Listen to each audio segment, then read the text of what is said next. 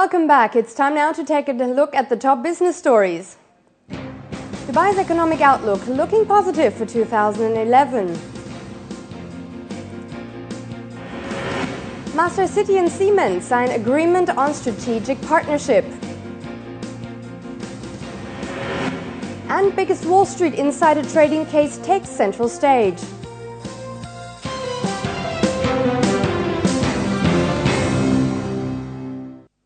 Let's look at the equity markets first. The UAE bourses posted gains today. Dubai's DFM General Index gained 2.2% to close at 1,443 points. One of the companies surging the most was Arabtech, the UAE's largest construction company.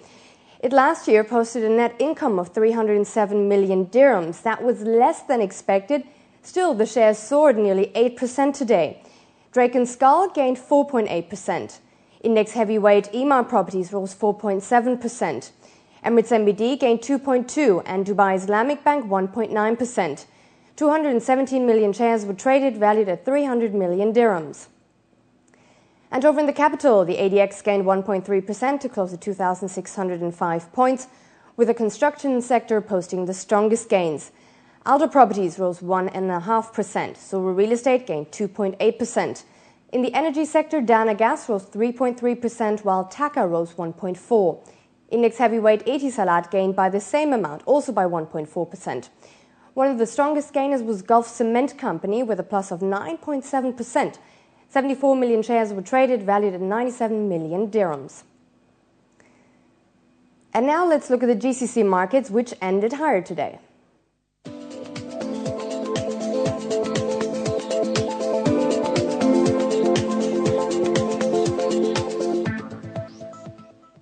And now to our top stories. Dubai will be able to meet all its debt obligations due this year, including a $4 billion loan owed by its investment fund, a member of the Emirates' top fiscal body told Reuters. Ahmed Humaid Al Tayyan, part of the Supreme Fiscal Committee tasked with managing Dubai's economic recovery, also said the Emirates' economic outlook was looking good this year. Dubai has about $30 billion of debt maturing over the next 2 years, with $12 billion of that due this year. The largest is a $4 billion loan to Investment Corporation of Dubai, which falls due in November. Masdar, Abu Dhabi's renewable energy company, and German industrial conglomerate Siemens have signed the detailed agreements on their long-term strategic partnership. The agreement was first announced back in October 2010, making Siemens one of the first major international companies to commit to Master City, the world's first carbon-neutral city. One part of the agreement is that Siemens plans to relocate its regional headquarters to Masdar. This marks a unique commitment to Abu Dhabi and the Middle East, Siemens said.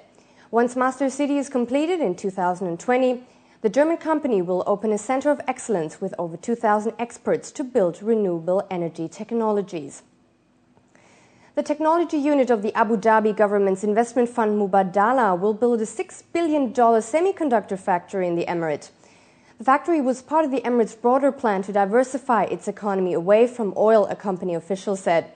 The Advanced Technology Investment Company will bring the plan online in 2015, which will be run by a subsidiary, Global Foundries.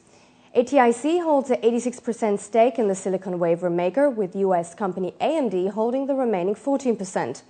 The official also said the region was savvy and tech-hungry, and ATIC's plan would help drive the 2030 vision of Abu Dhabi's diversification. And in our fast financial news, statistics by Dubai Electricity and Water Authority DEWA show that Dubai's residents last year spent much more on electricity and water.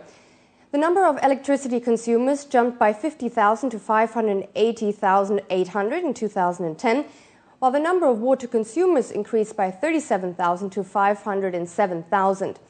Records also revealed that about 72% of electricity and 80% of water was consumed by residents during the year, hence making up for the largest chunk compared to the industrial sector. Dubai's flagship carrier, Emirates Airline, is looking to hire 4,000 new cabin crew members this year and next all across the 6 continents where it flies, the airline said in a statement. The number of Emirates cabin crew has, for the first time, risen to over 12,000 as the airline positions itself for continuing global growth. And more on Emirates. In a move to support the Seychelles tourism industry and to provide passengers with more flexible travel options, the airline has announced double as many flights between Dubai and the Seychelles. The route will be serviced by 14 flights every week by the end of the year. 2 further frequencies will be added to the winter schedule, making it a double daily service.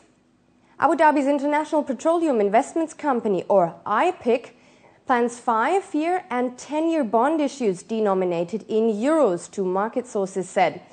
The company, which has stakes in Daimler and Virgin Galactic through its majority-owned Aber Investments, last tapped global bond markets in November with an oversubscribed $2.5 billion deal.